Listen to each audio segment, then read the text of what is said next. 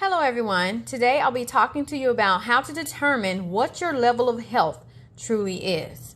Now, do not determine your level of health based on your body weight, which would be a measurement of your BMI, your body mass index. It only takes into account what your body weight is compared to your height. Now, as a brown-skinned woman, my body weight compared to my height is something that would be considered on the scale of unhealthy. But when I take my waist to hip ratio into account, which is my WHR, is my waist to hip ratio, what you're doing is taking your waist measurement and you're dividing it by your hip measurement. What this tells us, unlike the BMI measurements, is how your body composition is determining your level of health. Now, my waist measures in at 37.5.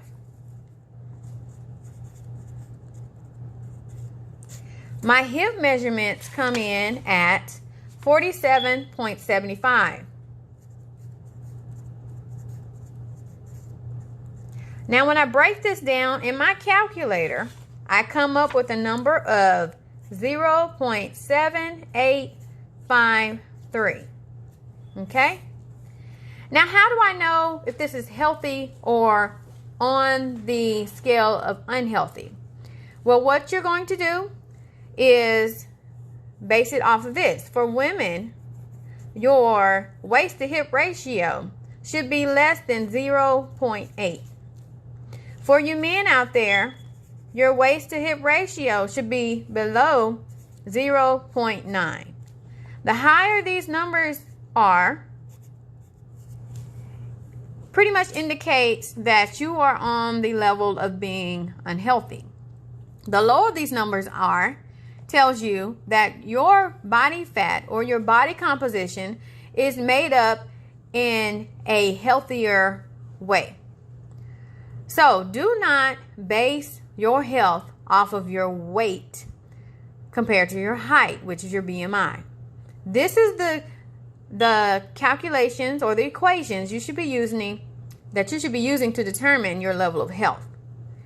Because as brown people, or any other people, I guess, but mainly brown people, we have smaller waists compared to our hips. It's just how our body is made up. So don't let anyone discourage you and make you think that, oh, your thighs are too big, or you're unhealthy, or you need to lose some weight. No.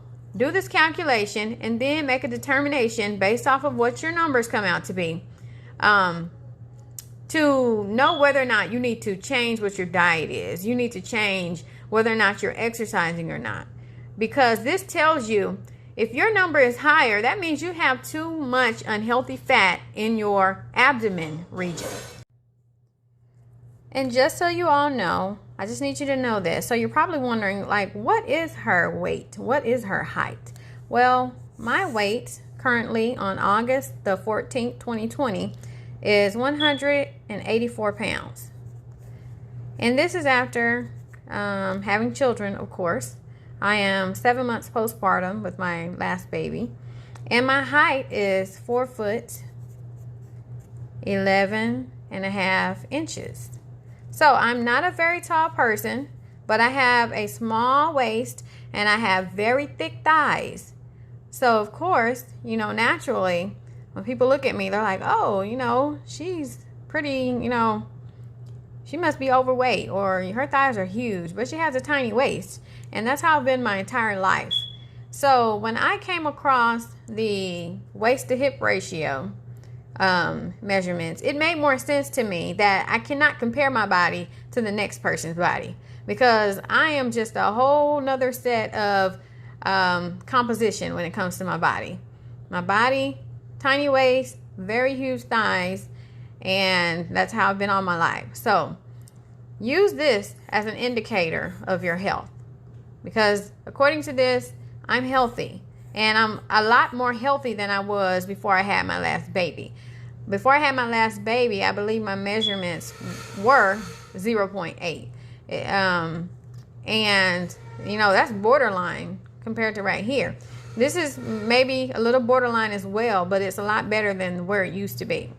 So, I would say like every 6 months, take your waist to hip ratio and see if you're improving or if you've gotten, you know, not so great with your health. So I just wanted to share that all with you as well.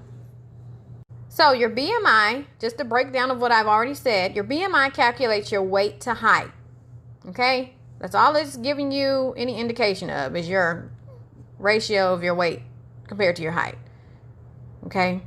So if we go to our WHR, our waist to hip ratio, it tells us your waist to hip circumference determines how much fat is stored on your waist, hips, and buttocks. Better indicator of risk of heart disease, diabetes, and premature death. Women, your WHR should be 0.8 or less. Men, your WHR should be 0.9 or less. So use these numbers to factor in your level of health and to determine what you could, you know, start initiating into your lifestyle. Maybe taking a mile walk every single day. Or readjusting your diet to include more fruits and vegetables and not so many carbs and sugars and things of that nature. But yeah, so I hope this has been helpful to someone because I feel like we as brown people have been focusing on the wrong things in regards to our health. And I think that this is a major thing that can help us to indicate based on our body composition what it is that we could do better with our lifestyle. So I hope you all enjoyed this. I hope it helped someone along the way. I'll be adding more tips and things to my channel. So I'm going to change the flow of the videos that I've been posting, which you probably noticed that I privated most of my other videos because I feel like I've just been focusing on too many of the wrong things in regards to my health. So we're on to bigger and better things now. So thank you for joining me for the ride and being along for the ride and being along for the better health that we are seeking to have. So, and if you want to, post down below in the comment section so that I can know that, you know, if you're struggling with anything, I'll try to help you as best I can. So I'm here for you all. So thank you for watching.